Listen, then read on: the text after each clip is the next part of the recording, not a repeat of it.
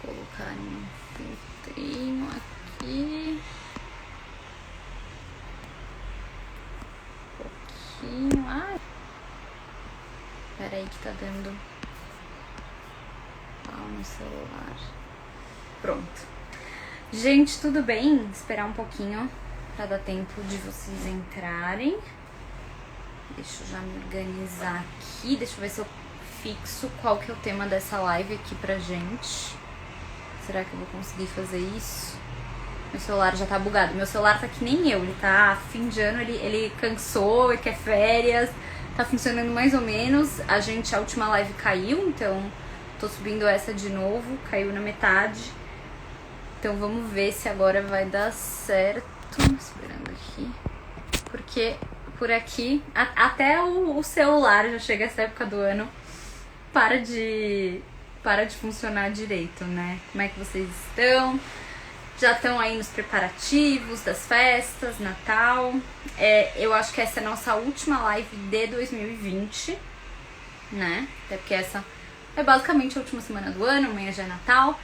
Depois vem aí Ano Novo, Réveillon. A gente vai tirar também uns dias off aqui, mas o conteúdo não para. A gente vai continuar com o conteúdo no feed, né? Só as lives mesmo que talvez fiquem um pouco mais espaçadas e a gente volte com elas em janeiro. Vamos tirar uns diazinhos por aqui também, né? E justamente por isso, por ser provavelmente, não sei ainda, porque também tem a Isa. Hoje a gente tá tão na correria, as duas, cada uma. Eu tenho a Hey Pretty, a Isa tá com a Look, os nossos negócios, e a gente tá cada uma tão na correria, né, com as coisas, que a gente não tá conseguindo conciliar os horários e fazer as lives juntas. Então, não sei se a Isa ainda vai conseguir acrescentar uma essa semana, mas se não, essa será a nossa última live de 2020. E por conta disso, eu pensei na gente falar um pouquinho sobre o marketing de influência em 2020, né, o que 2020 mudou nesse mercado, nesse segmento de marketing de influência. A gente sabe que foi um ano difícil aí para vários segmentos, e lógico que afeta também o marketing digital, afeta o marketing de influência, afetou muito. 2020 foi um ano que a gente completamente atípico, ainda tentando entender até agora o que aconteceu.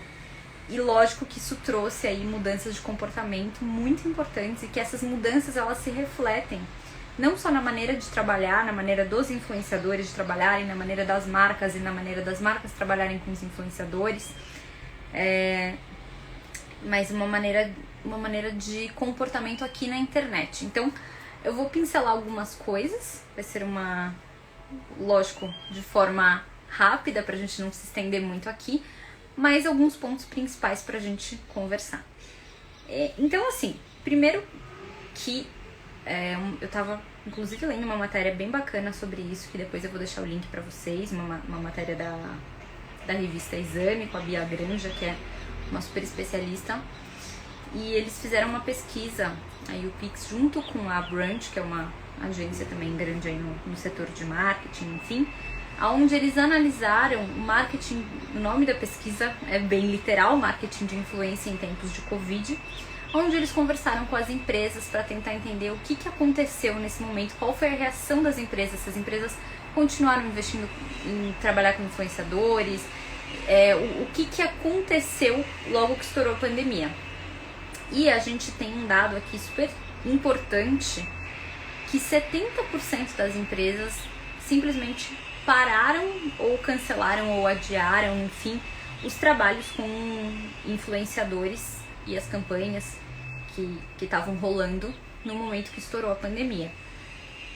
Então, assim, muita gente que dependia dessa forma de monetização, muitos influenciadores que dependiam do public post para pagar suas contas, muitos criadores de conteúdo na internet, do dia para noite acordaram e não tinham essa fonte de renda, porque a maior parte das empresas simplesmente cancelou trabalhos, ligou e falou assim, não vai mais rolar o job tá adiado, cancelado, né? E eu mesma, inclusive, passei por isso, a Isa também. A gente trabalha aí como micro-influenciadora em paralelo nas nossas contas, não é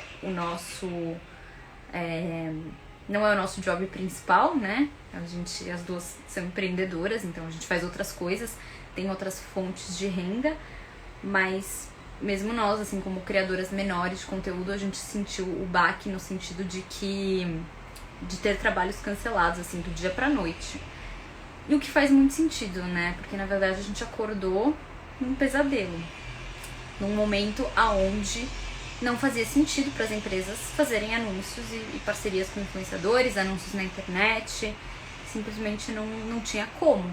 Era um momento super delicado, ainda é, lógico, ainda é um momento super delicado, mas quando a pandemia começou ainda tinha essa instabilidade, a gente ainda não tinha acostumado, não tinha um novo normal, ninguém estava entendendo o que estava acontecendo, então fez todo sentido, as empresas pisaram no freio, e a gente não pode esquecer que teve muita empresa que teve que fechar. Então, se você pensar em restaurante, estabelecimento físico, como salão, loja, vários segmentos aí, simplesmente hotéis, hotelaria, viagens, simplesmente fecharam do dia pra noite sem saber quando iam voltar a abrir. Então, lógico que não fazia o menor sentido fazer campanha de anúncio e trabalhar com influenciadores e trabalhar o marketing digital, inclusive porque também a gente estava num momento muito delicado onde não pegava nem bem, não era legal, né? Não fica bacana pra marca nesse momento de caos ficar anunciando coisa. E foi muito legal que a maioria das marcas teve essa sensibilidade de perceber esse momento. E as marcas que não tiveram foram cobradas nesse sentido também, de, poxa, a gente tá no meio de um caos e você quer ficar aí anunciando produto, não é o momento, não é a hora, não é isso. Porque a gente é uma coisa que a gente sempre fala aqui nas nossas lives, nos nossos conteúdos, que as redes sociais, elas servem para socializar, elas servem para que você, como marca, crie com o seu cliente um relacionamento, crie com o seu cliente um espaço de conversa, um ambiente onde ele se sente à vontade para trocar ideia, para conhecer seu produto, conhecer mais sobre você e realmente vivenciar o lifestyle da marca. Não as redes sociais, elas não servem para panfletagem, para ficar ali só divulgando o produto. Elas são redes sociais, elas servem para socializar. Então, num momento tão delicado quanto esse, as marcas que conseguiram ter essa visão e se identificar e falar, olha, estamos todos juntos, a gente vai passar por isso juntos, a gente precisa superar isso juntos e tudo bem, e estamos aqui, e que tiveram inclusive uma postura também mais solidária, no sentido de entender que tinham clientes que iam precisar, por exemplo, hotéis, entenderem que, olha, a gente vai ter que devolver o valor da estadia porque você não vem, a gente vai flexibilizar a política de trocas, a gente vai facilitar o diálogo com os clientes. As marcas que conseguiram se posicionar desse jeito ganharam também a simpatia dos clientes nesse período. E eu acho que todo mundo meio que entendeu, tanto os clientes também na outra ponta perceberam que ficou mais difícil para as marcas, que tiveram que reduzir a equipe, que tiveram que fechar suas portas às vezes por períodos longos. Então foi bacana nesse sentido para as pessoas realmente estarem na mesma página, estarem sintonizadas. E voltando aí para os criadores de conteúdo, foi um baque no começo, entender que a renda deles do dia pra noite tinha desaparecido, né, e simplesmente não tinha mais o public post, mas também daí vieram outras oportunidades, porque assim, clichê do clichê, mas crise é oportunidade.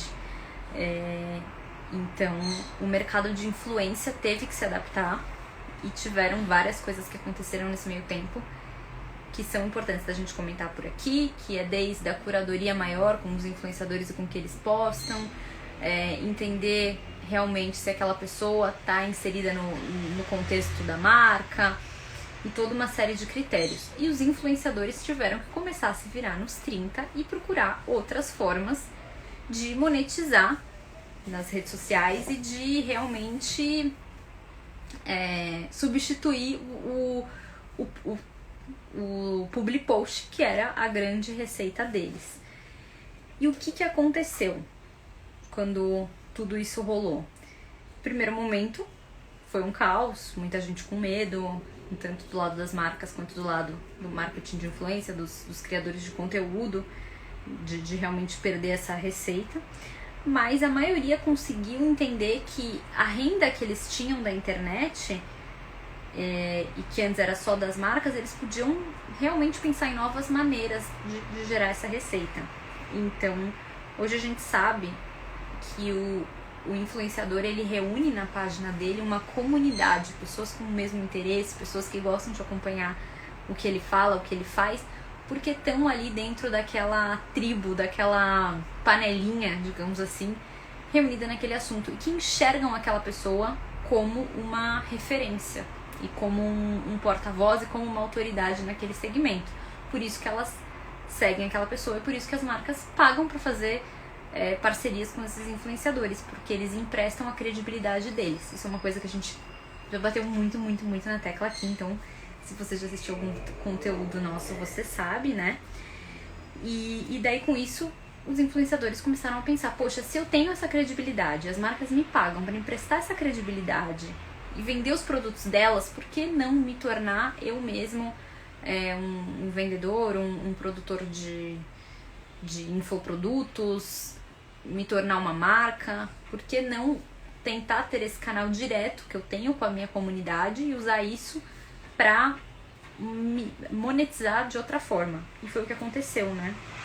Então, se a gente pegar casos aí, por exemplo, a Hotmart, que é uma das principais plataformas de ensino à distância, de curso online, registrou um aumento significativo de criadores de conteúdo, criando infoprodutos, criando cursos, e-books, videoaulas, coisas nesse sentido para realmente trazer a audiência que eles já têm, que já é um público aquecido, que já é um público que consome o conteúdo deles, o que eles falam, o que eles fazem, e realmente conseguir monetizar em cima disso. E por que que isso é bacana pra gente como marca também?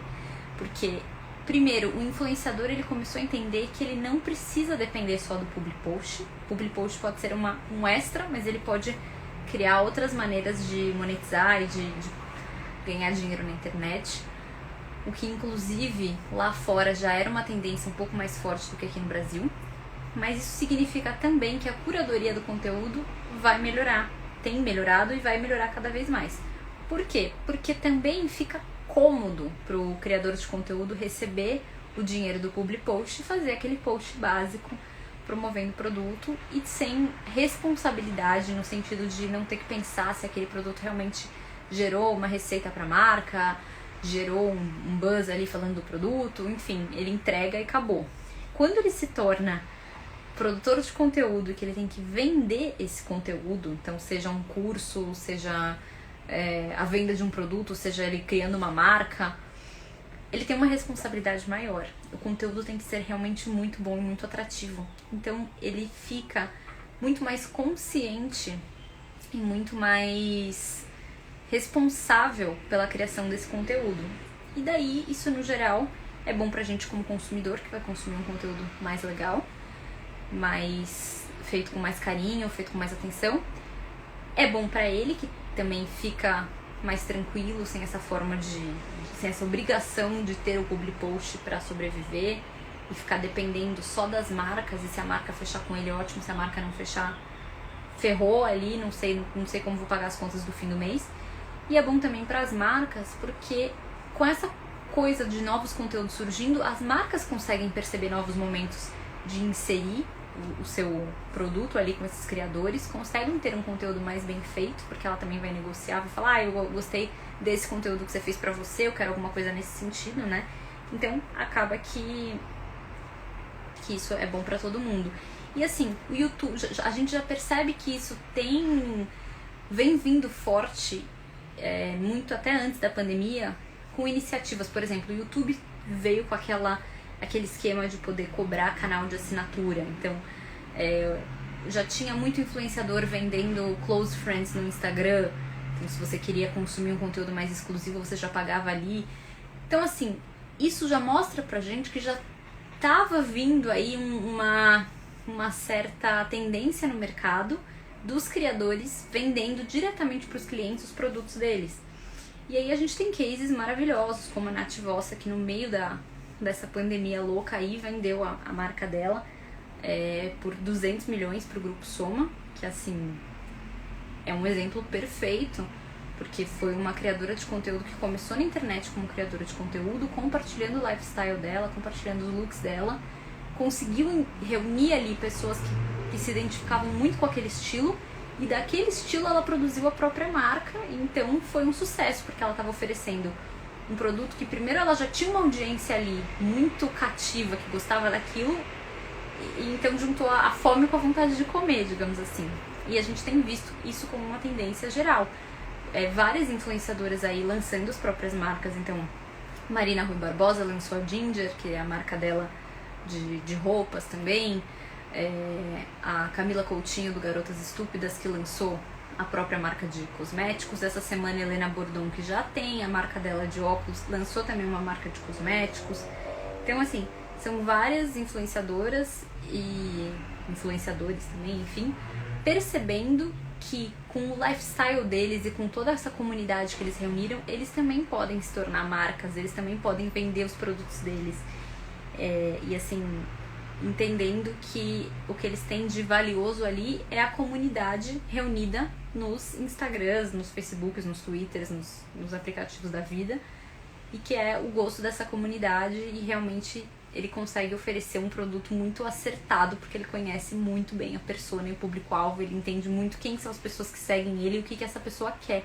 Então é muito diferente daquele discurso tradicional, onde a marca já tem um produto e vai atrás das pessoas que gostam daquilo. No caso desses influenciadores, seja vendendo produto físico, como esses que eu acabei de dar exemplo, quanto os que estão vendendo infoproduto, curso online, o que for, mentoria, o que for, é diferente, é o processo inverso. Primeiro eles têm a comunidade, eles têm aquelas pessoas ali, eles entendem os gostos daquelas pessoas e daí, a partir disso, eles trazem para elas um produto que elas querem. Então eles não têm que ficar caçando gente, e eles entenderam, começaram a entender isso nesse momento de pandemia, que eles tiveram que se recriar, né? Como todo mundo teve aí que se reinventar, e foi um grande boom no marketing de influência. Essa foi uma super tendência aí que surgiu. E o que isso significa para as marcas? Que também está na hora das marcas saírem da zona de conforto e começarem a se conectar diretamente com os clientes. Porque como marca, lógico, a gente pode usar um influenciador para espalhar nossa mensagem e para realmente se conectar com os nossos clientes, o que é muito legal, é uma estratégia que a gente super indica, mas a melhor forma de você fazer isso é você se tornar o seu próprio influenciador, você como marca gerar influência, porque influência tem muito a ver com a mensagem que você passa, para as pessoas que você passa, e não tem a ver com o número de seguidores ou com, enfim, tem muito a ver realmente com você conseguir transmitir uma mensagem dentro de um determinado grupo, transmitir o lifestyle. Então, o marketing de influência é uma ferramenta muito legal, você contratar influenciadores é uma ferramenta incrível, mas isso tem que ser complemento de toda a sua estratégia de marketing. Você também, como marca, tem que criar uma conexão direta com os seus clientes, tem que começar a gerar conteúdo de valor e sair da sua zona de conforto nesse sentido. Então, assim, realmente a gente consegue ganhar relevância, a gente consegue ganhar alcance, a gente consegue ganhar novos seguidores e credibilidade quando a gente faz um trabalho como influenciador, mas se a gente como marca se propõe a criar uma conexão direta com os nossos clientes e meio que usar essa mentalidade do influenciador de primeiro eu entendo a minha comunidade, eu crio uma conexão com ela para depois oferecer um produto, isso é genial e isso realmente é uma tendência, porque como a gente começou falando no comecinho dessa live, as redes sociais elas estão aí para gerar conexão, para ser um ambiente social, e as pessoas elas esperam isso. Do mesmo jeito que na pandemia, elas esperavam que as marcas tivessem essa atitude de estamos juntos, a gente vai passar por isso juntos, todo mundo vai se ajudar, todo mundo vai sair dessa mais forte. Elas não estavam esperando que fossem vendidos produtos. E essa é a grande mentalidade da geração Z. Travei. Essa é a grande mentalidade da geração Z. A geração Z, ela prefere comprar de marcas que têm um propósito, ela prefere comprar de marcas que tenham um porquê, que tenham um sentido, muito mais do que comprar um produto. Elas não compram produto, elas compram propósito. E isso é uma tendência cada vez maior. Então, eu acho que a pandemia serviu pra gente ver nesse sentido o que a gente como marca pode fazer para se conectar com pessoas. Porque quando você se conecta com seus clientes, isso tem uma força e um poder muito maior do que o produto que você está vendendo. O produto que você está vendendo é uma consequência. A venda ela vai ser uma consequência dessa conexão. As pessoas elas compram valores, elas compram propósito, elas compram um lifestyle, elas compram uma série de benefícios que vão muito além do seu produto. Então, se elas se conectam com você, se elas se conectam com a sua marca, e se a sua marca está conseguindo gerar diálogo nas redes sociais, está conseguindo gerar, transmitir mensagens que realmente façam sentido, é muito mais poderoso. Então eu acho que isso foi uma coisa que ficou assim marcada em 2020, foi muito importante pra gente entender, tanto os influenciadores entenderem que eles não precisam depender das marcas como única forma de monetização, única forma de receita, eles podem se tornar suas próprias marcas, vender seus produtos, e para as marcas entenderem que elas também podem roubar essa coisa do influenciador de se conectar com as pessoas e não precisam depender unicamente dos influenciadores para gerar essa conexão. Então, você como influenciador não depende da marca, não depende do public post, você cria seu próprio produto, você cria seu próprio conteúdo e vende isso direto para os seus clientes. E você como marca não depende unicamente dos influenciadores para se conectar com a sua audiência. Você gera conteúdo de valor, você gera conteúdo importante, você explica o seu propósito e se conecta de forma direta com os seus clientes. Então, isso foi uma coisa mega importante da gente captar nesse momento de pandemia. E assim, e a gente pode ver como, por exemplo, o fenômeno das lives, como isso bombou na internet, TikTok com os vídeos curtos, que o Instagram trouxe até a ferramenta do Reels por isso, porque isso nada mais é do que a conexão instantânea. A live ela tem muito essa característica. Você tá falando com a pessoa ali naquela hora, naquele momento, gera essa sensação de um contato que a gente perdeu esse ano, praticamente o ano inteiro, sem se conectar com pessoas. Quantas empresas que não tiveram que se adaptar na forma de trabalhar, quanta gente que não tá fazendo home office desde que o ano começou. Então a gente aprendeu também. Se antes a gente tinha uma live aqui, outra live ali, assistia quando tava afim, na pandemia isso ganhou um sentido totalmente diferente. E as pessoas que souberam aproveitar esse momento para gerar conexão realmente saíram na frente. No começo da pandemia a gente teve o case da Anitta, que foi um negócio incrível que ela fez, onde ela montou a programação da semana, tava todo mundo em casa desesperado, ainda mais no começo, que a gente ainda não tinha se adaptado, não sabia como ia ser, e tava todo mundo pensando, meu Deus, como é que eu vou treinar, como é que eu vou estudar, como é que eu vou trabalhar, como é que eu vou cozinhar.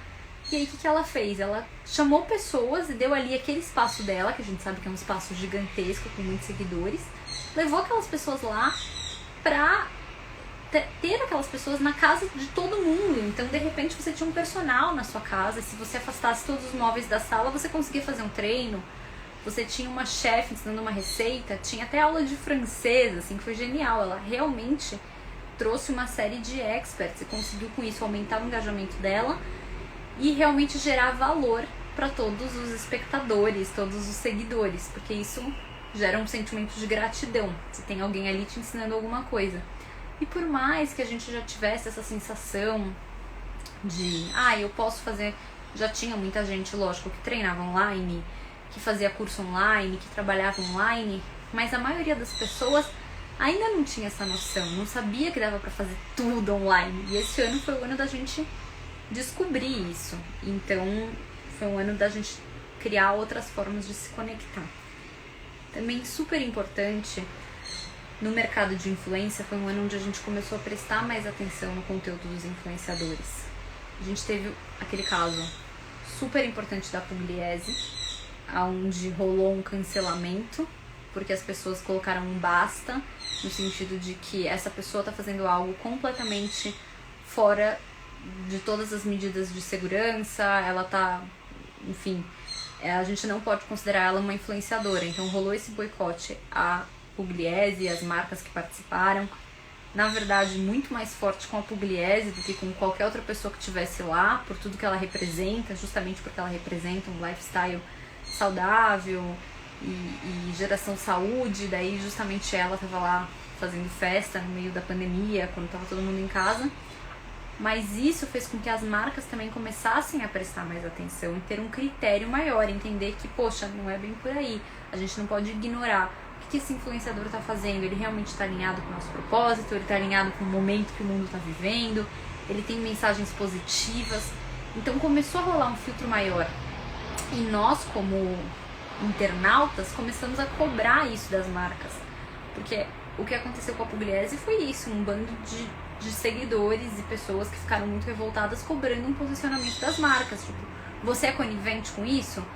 Como a gente, lógico, já rolava, já tinha pessoas canceladas e vai continuar tendo, mas assim, nesse nível, na internet, ainda era uma coisa muito mais rara. A gente via isso acontecer com atletas que fechavam campanhas milionárias com Nike ou com, sei lá, e que eram pegos em algum escândalo, e não num sentido de uma pessoa que está na casa dela fazendo uma festa e postando online e um monte de pessoas irem cobrar atitudes das marcas e das marcas terem que se posicionar e terem que falar, olha, a gente não compactua com isso, nós estamos cancelando o contrato. Isso fez com que as marcas começassem a prestar mais atenção e procurassem influenciadores que realmente estivessem fazendo a influência do bem.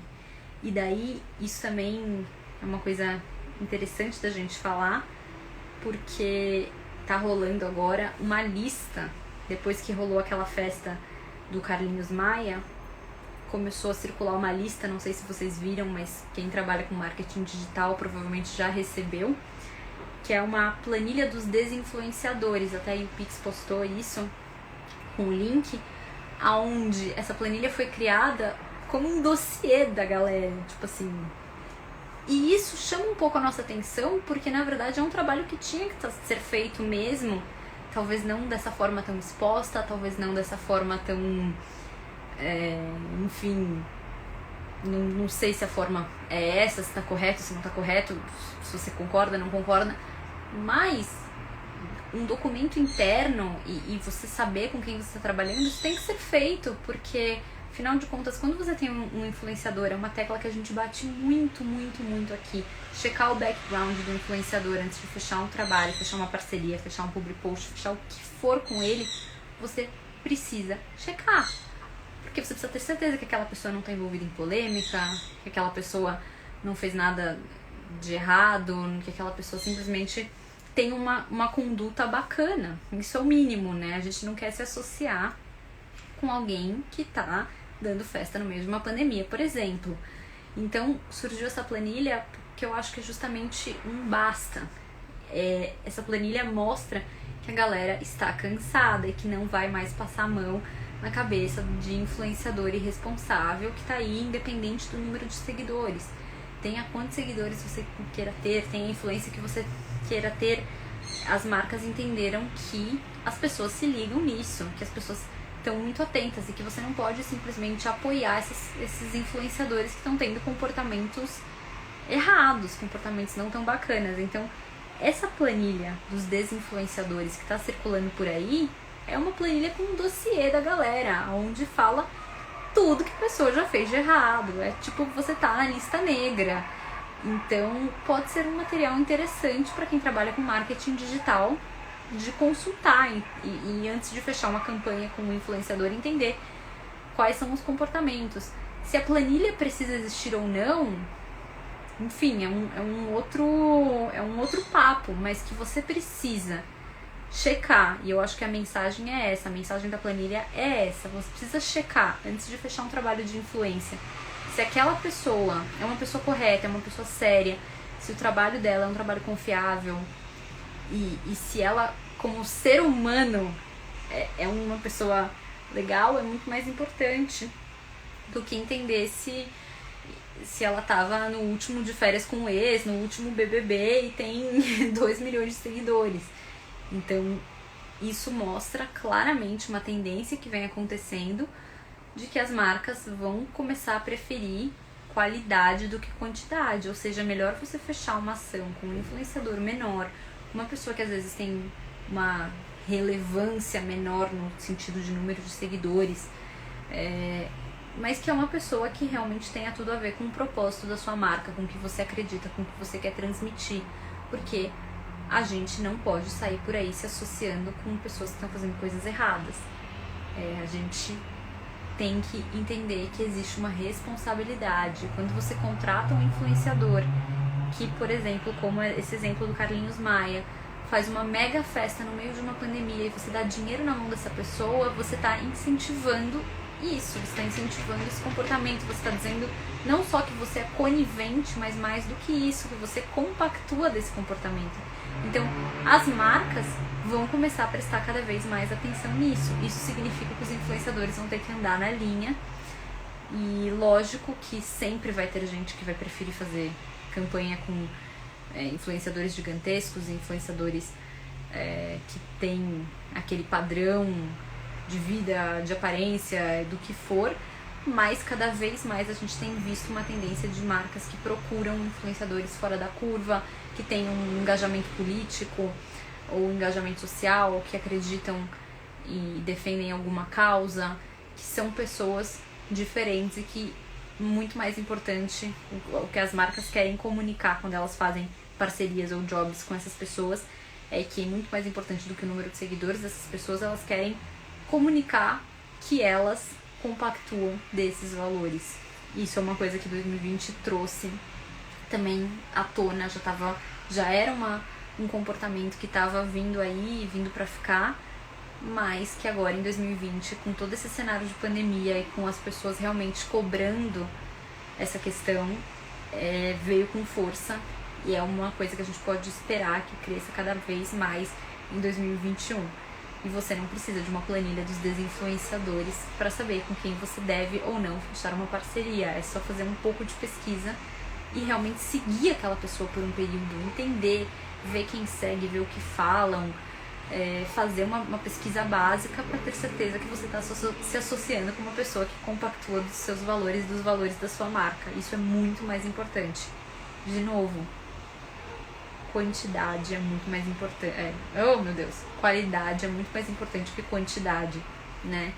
Então, eu acho que foi um ano de montanha-russa aí pro marketing de influência, onde, como falei no começo da live, muita gente achou que ia ficar sem trabalho, que ia morrer essa forma de trabalho, porque as empresas simplesmente pararam de anunciar com influenciadores, pararam também com a verba de marketing. Não foi só o marketing de influência, teve muita empresa cortando verba de marketing. Tem empresa que ainda tem segmento que ainda não se recuperou. Se a gente falar, por exemplo, do segmento de turismo, hotéis de luxo e ministérios de turismo, enfim, companhias aéreas, a gente sabe que eles ainda não estão num grande momento aí. Então tem segmentos, lógico, que sofreram mais abruptamente com isso do que outros. Mas, assim, foi interessante ver como o mercado reagiu. Como essas empresas também começaram a entender que elas precisavam se comunicar diretamente com o público delas. E como os influenciadores entenderam que eles precisavam também se comunicar diretamente com o público deles e vender diretamente para o público. E criar conteúdo, mais do que nunca, vai começar a ser valorizado como uma fonte de renda, porque antes você criava conteúdo para uma marca, mas na verdade a monetização vinha do dinheiro da marca. Agora a monetização vem justamente de criar e vender conteúdo, no caso de quem está, por exemplo, vendendo infoproduto e curso. Então tem sido interessante ver como isso está acontecendo no mercado, e eu acho que cada vez mais a gente vai ver coisas mais interessantes. Mas é isso, foi um ano aí conturbado, com altos e baixos, e eu acho que esses são alguns dos insights. E vamos ver, vamos aguardar o que vem para 2021. Espero que em primeiro lugar venha a vacina antes de mais nada. Mas o marketing de influência com certeza pode ser uma ferramenta incrível para divulgar seu negócio, desde que você entenda que você também, em paralelo, precisa estar criando conexão direta com seu público, e desde que você observe aí, com planilha de desinfluenciadores ou não, observe aí se a pessoa que você tá contratando para representar sua marca tem a ver realmente com a mensagem que você quer passar.